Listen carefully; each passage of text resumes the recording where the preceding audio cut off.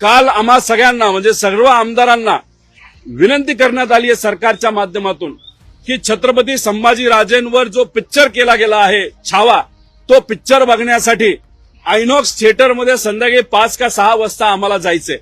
तिथं कोण कोण येणार आहे तर तिथं मुख्यमंत्री येणार आहेत, तिथं दोन्ही उपमुख्यमंत्री येणार आहेत, मंत्री येणार आहेत आणि सर्व आमदार असतील असं आम्हाला सांगण्यात आलेलं आहे। मी स्वतः तो पिक्चर बघितलेला, तो पिक्चर बघून मी भावनिक झालेलो आहे।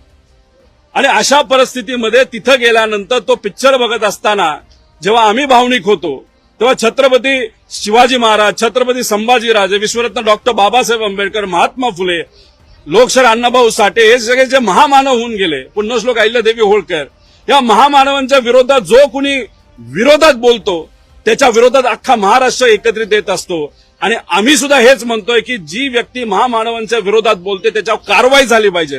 तेव्हा आज मुख्यमंत्री आणि उपमुख्यमंत्रीचा पिक्चर बघायला जात असतील तर आमदार म्हणून नाही पण नागरिक म्हणून मी या ठिकाणी म्हणतो, तो तुम्हाला हक्क आहे का हा विचार त्या ठिकाणी या सगळ्या मंत्र्यांनी तिथं केला पाहिजे।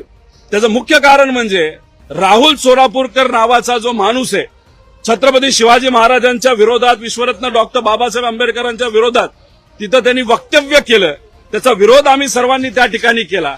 हे करत असताना सुद्धा सरकारने ठीक आहे छातूर मातूर तिथं काही वक्तव्य केलं, पण 10 दिवसानंतर या राहुल सोलापूरकरला पुणे महानगरपालिकेमध्ये सांस्कृतिक धोरण बनवण्यासाठी, म्हणजे ज्याची कुठलीच लायकी नाही, जो मेंटल हॉस्पिटलमध्ये जाण्याच्या लायकीचा आहे, त्याला महापालिकेचे सांस्कृतिक धोरण बनवण्याची समितीमध्ये त्या ठिकाणी घेतलं गेलं।